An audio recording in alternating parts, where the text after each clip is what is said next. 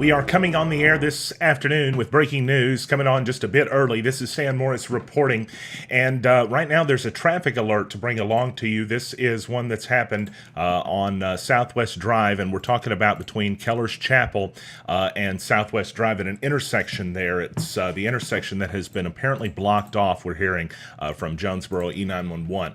Let's actually put the tweet up on the screen. You're looking live at a map location of where this accident has reportedly taken place in Jonesboro. This is courtesy, of course, of Google Maps, and I'm going to zoom out just to show you the intersection here, but I'm also going to show you a map of where this is reported to have taken place.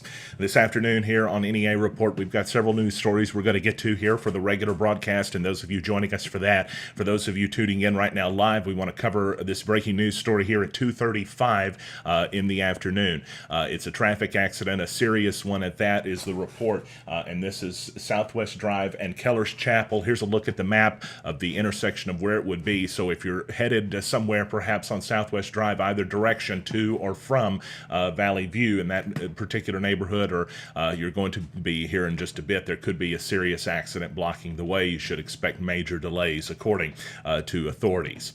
It's Stan Morris reporting on NEA Report on a busy news day. Stand by and the show begins.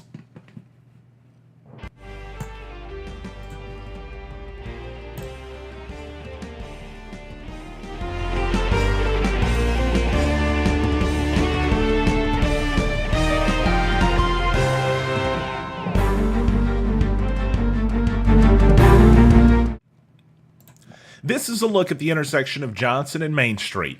There's been a lot of police activity there over the years. In fact, there was some there a couple of years ago when I took that photo. However, it was over the weekend that an incident was reported, an armed robbery that turned into, well, Grand Theft Auto, based on the description that we're hearing from both police and from the family of the victim, who thankfully was unharmed whenever three armed men stole his vehicle from him, and they did it at gunpoint. This was reported early Sunday. We're talking about 5:20 a.m. in Jonesboro. It was three suspects, at least one armed with a gun, according to the post by a family member on Facebook that was made. The victim's wife said that thankfully the victim was okay, but except the fact that he had gone through a terrifying ordeal. Who knows what kind of mental health repercussions something like that could have, by the way. But the criminals made off with the vehicle and everything in it. We got a release a little while later from Jonesboro Police Department. It talked about it. It said that they got the call on Sunday morning, and it was at about 5:20 that was when they had had the incident reported to them. The victim told responding officers it was at 207 North Main, and he was delivering newspapers to the gas station that would basically be, if you panned the camera in the photo you're looking at to the right, that Exxon that's right over there to the right of where that canine vehicle would be. The victim stated he parked at the gas station, another vehicle pulled up, and two subjects got out. They both approached the vehicle, or rather the victim. One pointed a handgun at him. They got in his vehicle, and then they all drove away. So one person driving the original vehicle, two coming up and approaching him. Thankfully, though, the victim, as we mentioned again, not injured. Police asking for your help if you can find or perhaps lead them any information that would help them find, rather, the suspects involved in this. They very much want to hear from you. Crime Stoppers 870935-STOP. That's 7867. There's a viral post that's been made on Facebook of the victim's wife detailing this incident. She also detailed what the vehicle looked like, and it was a 2005 Honda Pilot, and a gold one at that. In fact, I should be able to show you the photo of like the sampling of the vehicle right there. That's what it would look like, just except for the fact that the one in the photo is silver, the one that was stolen is gold in color. 870935-STOP if you can help police solve another violent crime in Jonesboro.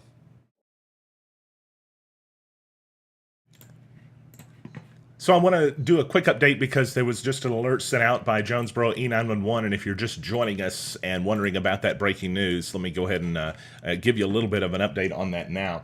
Traffic now moving slowly on Southwest Drive is the report, so that lower third there that I just showed you going to be a bit dated here at the moment. Here's the tweet that was just sent out by Jonesboro's E911 Director Jeff Presley. There that is on the top of your screen, rather. It kind of blocks the view. I'm going to get it it on the bottom here in just a moment. But it did say that traffic is now moving slowly, but it's still going to be a delay situation on Southwest Drive. And for those of you joining us, it's an accident involving a motorcycle and a car. Southwest Drive, Keller's Chapel Road. Here's a look at the intersection itself. That's courtesy of Google Maps. That we're showing you that. That's not a live photo or anything near it. That's just a photo of the actual intersection, if you're wondering the general area that we're talking about. So if you're driving through there today, expect delays, folks. That's going to be, sounds like a very serious accident, and our thoughts are with anybody involved in that today, too.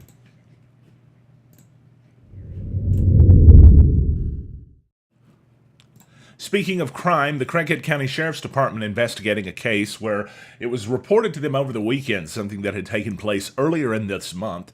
It was apparently a burglary in progress that a woman came upon whenever she was headed to church. Now, this took place, as I mentioned, it was earlier in the month, Friday, August 17th. A church member went to work at the New Antioch Baptist Church in Brooklyn, and when she arrived, she noticed a white van without license plates parked in the back near a dumpster. The van was running, and nobody was in the van or near it. But after she stood there for a minute, or sat in her vehicle, I should say, for a minute, and even took a photo, she realized somebody run around the side of the church. Somebody was noticing her. And that person said that he was looking for a dog, a lost dog. She didn't buy it, drove away. And later on, her husband came along and found that the church itself, apparently there was some attempted break-in marks where somebody had tried to drill or mark or rip open a window, something that had covered up a window. Kind of a weird report. Tough to understand really what happened there, but it was ruled something that was seen as an attempted burglary. And if you have any information about that, Crime Stoppers, well, they can take reports for Craighead County too. 870-935-STOP.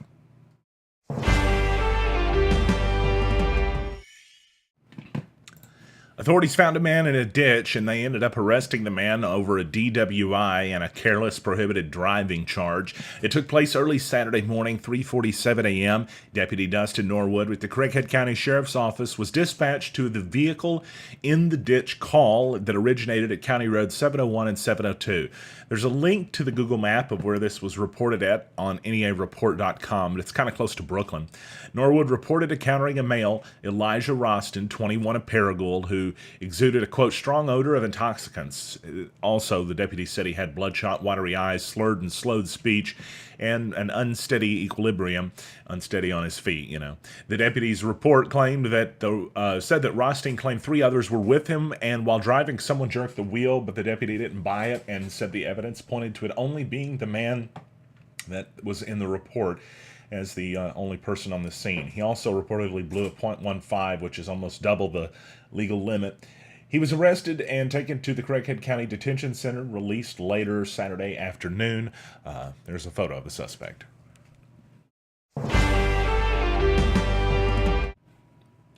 Some other headlines from NEAreport.com that we're getting you caught up from over the weekend. The 2nd Judicial District Prosecutor Scott Ellington deciding that the Chief of Police in Truman was justified in the shooting that took place earlier this month that claimed the life of Johnny Kelly. In a letter that was released on Saturday, and you can read the letter in its entirety at NEAreport.com, Scott Ellington said on August 3rd, State Police CID was requested to investigate an officer-involved shooting at Truman that involved the police chief, Chad Henson. It says in the report that he got dressed for work that morning, opened his front door, and was going to pitch out a pot of coffee when he found the man that he would later be involved in the fatal incident with, standing next to his police vehicle, just randomly that morning. That's what the letter says. That's what accounts close to the officer have also said that I spoke with before this was released. The chief said that, or estimated, Kelly was about 4.5 to 5 feet from his apartment door, and he recognized him immediately because Kelly had, for the past few months, had numerous contacts with his department and the mayor's office, the Poinsett County Sheriff's Office, I think Congressman Crawford's office, and I want to say Senator Cotton's office too.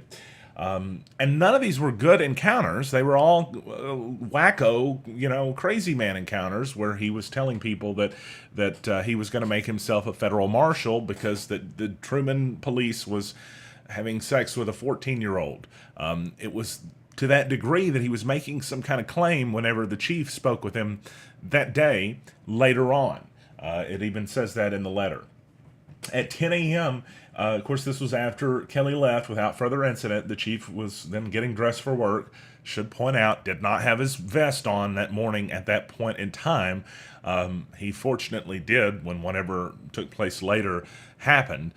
It says at approximately 10 a.m., the chief decided to return home, and some folks have speculated he had to go home to go to the bathroom, okay? And he was just being honest about why that is. We get it.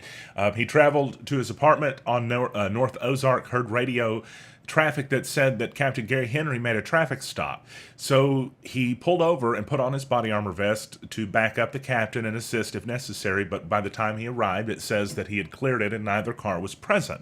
The chief continued on North Ozark Street toward his apartment, but it says as he neared Cache Road, he saw a dark SUV sitting in the middle of the road where it intersects North Ozark. He recognized Johnny Kelly. It was the driver of the vehicle, and he decided it was as good a time as any to have a conversation with Kelly regarding him showing up at Henson's or any other police officer's residence uninvited, right? Because that's kind of strange, threatening behavior. Obviously, something that law enforcement officers should not have to handle or deal with at their home. Nobody should. And so the chief pulled up near his vehicle, front side driver window to front side driver window, rolled his window down, and Kelly initiated the conversation, it says, by saying, "I need to talk to you." That's quoted. Kelly apparently then put his vehicle in reverse, began backing up Cache Road, driving east. Then the chief followed Kelly. It says, when Kelly reached Kissinger Lane, he stayed in reverse as he drove north, then pulled inside the camper trailer situated on the Kissinger Lane. He parked, got out of his vehicle calmly. It says Henson did too. He's still wearing his ballistic vest marked with police identifiers. And that's when it says Kelly began making outlandish claims that Truman officers were identifying themselves as U.S. Marshals who had been coming onto his property criminally trespassing and alleging that a Truman officer raped and impregnated his 14-year-old child. As he was talking, it says he began walking away from Chief Henson. As he was walking toward the camper, it says he was slapping his forearms and said, "These mosquitoes are killing me. I've got to get some off. Do you want some off?" It says that Henson was observing his surroundings as Kelly was unlocking the camper. He opened the camper door and went inside, and it says a black mesh screen fell over the doorway. I don't know if this is right or not, but I'm visualizing one of those kind of screens that you see on the infomercials that magnetically clip together to keep bugs and stuff out of the door after you walk in. Don't know if that's what it is. It's just based on what I'm hearing in that. That's kind of what we're visualizing here. As we're talking about this story. Chief Henson stepped closer to the camper, and about 18 inches from the front door, it says he saw a black gun coming through the mesh screen, and he doesn't remember anything else after that except being hit by a force that felt like a Mack truck hitting him in the chest. He knew it was a gun, and he knew Kelly had fired and that he had been shot. It says he instinctively drew his service weapon and returned fire. He says he then remembered hearing Kelly moan once, the sound of him hitting the floor. The chief gathered himself and went to the camper to render first aid until help could arrive, but there was no pulse. Kelly was dead. Henson notified Truman Police Dispatch, requested medical assistance. Now, the letter continues on that Scott Ellington issued, and it discusses the outline, the code that's for the use of deadly force. Most of us here know if an officer feels threatened, as is described in this case, as we don't have evidence to suggest otherwise happen, then the officer is justified in using deadly force. You know, sometimes it's unfortunate in a case like this. A lot of folks have said, well, this sounds strange. Well, there's really nothing in this so far, evidence-wise, that has indicated anything other than what we've heard here.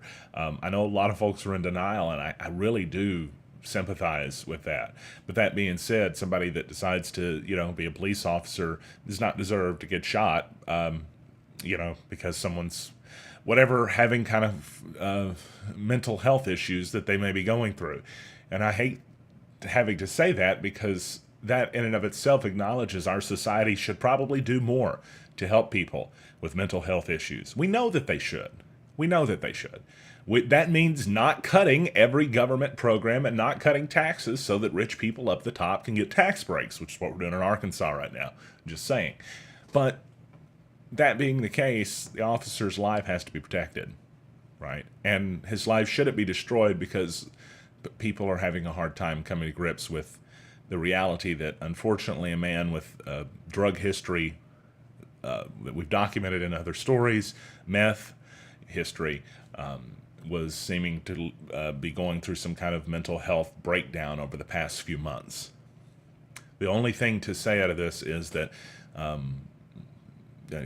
as tragic as it is that somebody was killed, it's fortunate that it wasn't the Truman police chief. Scott Ellington agrees, said that he was justified when he used deadly force against Mr. Kelly in his own life. It also mentions there's outstanding ballistic and autopsy reports as well as other follow-up reports. And the investigation remains open. It says his finding may be subject to change. Of course, some of those things in a state with, a crime lab in Little Rock, those are going to take a long time potentially to get back. And with that being said, clearly, if evidence comes back that indicates that everything we know up to this point has been wrong, whatever the likelihood of that being, Ellington acknowledging in that statement that he, is open to that. However, based on what we know now, it was unfortunate, but it was a very clean officer-involved shooting.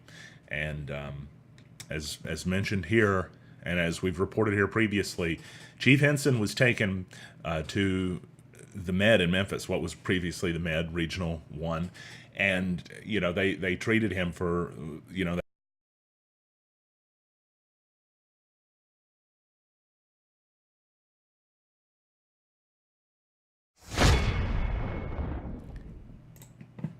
I apologize for interrupting myself, but I do have to bring you some breaking news at the moment. Unfortunately, we have learned that the accident that we reported just a moment ago on Southwest Drive is now a fatal accident.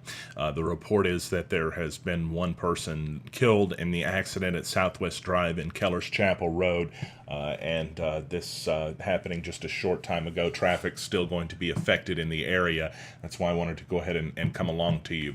You're looking at a viewer photo of just the general area of how traffic has been affected. These are two different photos from the same person, just a few minutes apart, obviously inching along just a couple of feet every minute, really, in the traffic out there. I also received another report from a second viewer that said that this accident that has taken place at Keller's Chapel in Southwest Drive, they told me that it was a motorcycle rider that ran a stoplight and did not have a helmet. That's what they said in that report. Obviously, that's unconfirmed, but that's a witness report from the scene from somebody that apparently saw it, and their words were, the exact words they used in the message they sent to me was that it was really bad, is what this person said. These photos just sent along to me here just a few moments ago on NEA report by one of our viewers we really appreciate. I don't typically mention people's names unless they ask me to, just because I don't want to put them in a weird situation, especially since somebody might accuse him of taking photos while driving, and I don't think he's doing that. I certainly hope not, but traffic is at a standstill in the area, and the point of showing you this is so you have an idea of exactly where this is at. But of course, I'm also going to show you this on the map as well. It's Southwest Drive, Keller's Chapel Road. This is from Google Maps. Just a heads up there. I'm going to switch back to the photo, however, because I want you all to be able to see. This is an actual photo from the scene, and of course the view obstructed, can't really see anything in this. I'm hopeful maybe someone who might be out there at the scene sends along more information. I know some people are asking what color motorcycle. We don't know that, and I certainly don't want to show anything that would detail that before authorities have a chance to get in touch with someone, but we know that this accident is a fatal accident, and based on what we know, what's being reported, Channel 8 sent out a text alert just about 1 second ago. It said that the motorcycle rider has now been killed.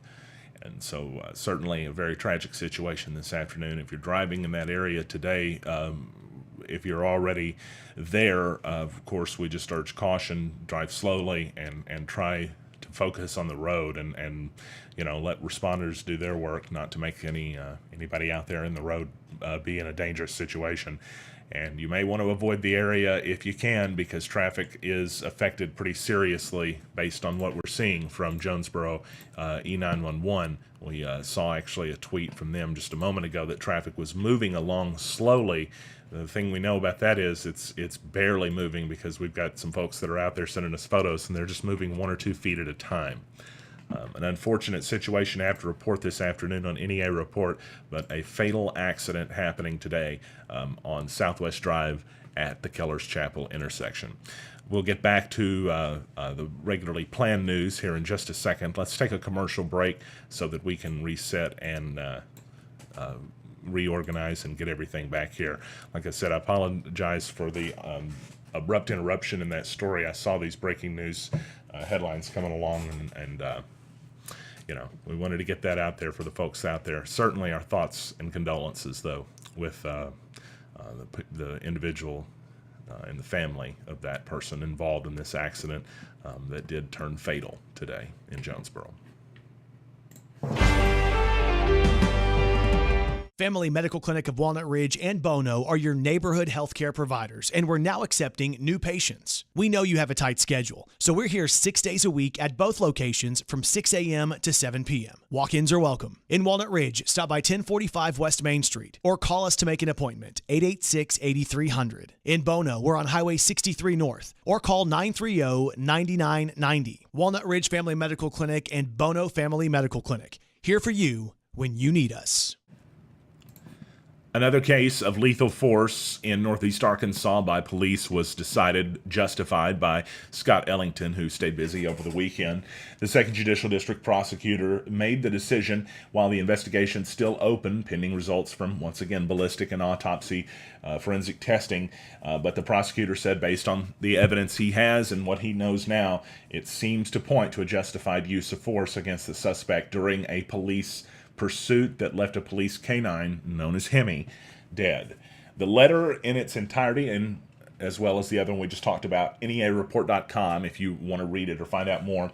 I'm just going to run through it here and discuss some of the stuff that's in the letter, because it starts on July 30th, and that's when the incident took place, of course. At 6:30 p.m., Pemmican County Sheriff's Office Deputy Torrance Akins was traveling south on I-55, noticed a dark-colored Chevy car with a Missouri dealer plate, D2354AC, driving erratically and at an unsafe speed. While keeping pace with the vehicle, he noticed it accelerated further to a high rate of speed, so he activated his emergency lights and siren to stop it. The pursuit continued, reaching speeds exceeding 106 miles an hour until the Arkansas state line was reached, where he terminated the pursuit and then contacted the Mississippi County Sheriff's Office and the Arkansas State Police. Now, it says state troopers then were working on Interstate 55 whenever it had been broadcast by Troop C that black Chevy Malibu with the Missouri dealer plates was in Arkansas. Corporal Rapert, it says, Rocky Rapert, was then traveling north on I-55, parked at the 57-mile marker to wait for the suspect, while Corporal Bennett and Mississippi County Sheriff's Office Deputy Harrison Hughes waited at the 53-mile marker with spike strips ready to deploy. Shortly afterward, Rapert pulled out, it says, onto the interstate behind the Malibu. He attempted to stop it, activating his blue lights. It sped up until it was at 115 miles per hour. Rapert advised Deputy Hughes which lane to deploy the spike strip in, and at 6:59 p.m. the Malibu ran over the spike strip, causing the car to enter the grass median. It came to a final stop next to the cables, about the 51-mile marker. And the driver exited the vehicle but did not stop for police. It says he ran east across northbound traffic on I-55. Corporal Rapert stopped his patrol vehicle behind the Malibu, got his canine Hemi from the unit, and crossed northbound traffic onto an adjacent road ditch with the canine in pursuit. He gave verbal commands to stop or he would release the canine, but the suspect ignored these commands, crossed the wire fence which separated the road ditch, it says, from a soybean field east of the northbound lanes of I-55. Corporal Bennett parked his unit south of the suspect's vehicle, crossed northbound traffic, and then staged further south in the northbound road ditch, released the canine to engage, but that's where some confusion happened. And the canine did not see the suspect cross over the fence, but it did see another state trooper make a movement, and the canine actually ended up attacking the state trooper, and bit him. He got the canine off of, the corporal did, Raper got the canine off of Corporal Bennett and contacted the Troop C for medical attention. Corporal Raper continued to pursue the suspect with a canine, and the canine was given the order to engage, as it did yet again. It's then that the corporal says he realized the suspect was armed with a handgun. He observed the suspect shoot the canine and then start to run away. It says that he then gave commands for the suspect to drop his weapon. At that point, the suspect turned his torso toward Corporal Raper, as he was running, and pointed his firearm, it says, at the state trooper. That's when the state trooper returned fire. Actually, it says the suspect fired first here, pointing that out, just FYI. It says that the other officers were there, and at the time, it says that when that suspect fired and the officer returned fire, I guess he didn't hit him because they kept running, the pursuit did, and that at that point in time, of course, the state troopers advising other officers, this guy shot the canine and he's shooting at me. So they noticed the suspect running northeast, and they saw him lay down in the soybeans ahead. It says that Corporal heard the gunshots, advised Troop C that that shots had been fired. He made his way to Rayford and Hughes. They approached the suspect with weapons drawn, giving him verbal commands to show his hands. It says, as they approached, the suspect quickly raised and pointed his handgun at the officers. When that happened, officers opened fire, and the suspect was wounded mortally. He would later die from those injuries sustained by the officers' gunfire. The officers then realized, Corporal Raper specifically, after he left the suspect's location, that his canine companion, Hemi, had been killed. And that's, of course, a photo of the canine officer. Police searched the black Chevy Malibu and found a couple of bags of what appeared to be marijuana and one plastic bag containing an unknown number of pills of assorted colors. The suspect was identified as James Edward Blackman, airlifted to the Regional Medical Center in Memphis, and it was learned on July 31st that he passed away at 1:30 a.m.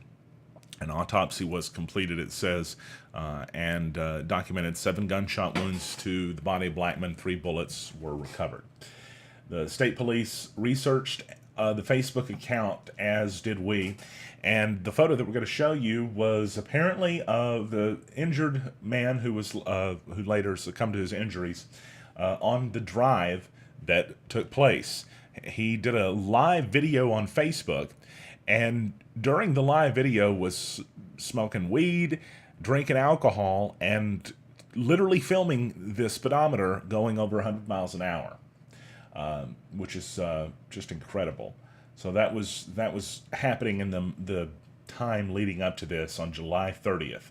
And you can see a link to the video on neareport.com. It's at the bottom of the photo, if you're wondering, right there. Ellington ruled that the shooting was justified in the use of deadly force against Blackman in the defense of the officers' lives. And of course, also took time to make mention of the fact that the ballistic and autopsy reports could still change his finding. However, based on the information already out there, it's tough to see what would be discovered that we don't already know that would do that. It's just a procedure for him to mention that. However, that wraps up 2 different cases in NEA of lethal force.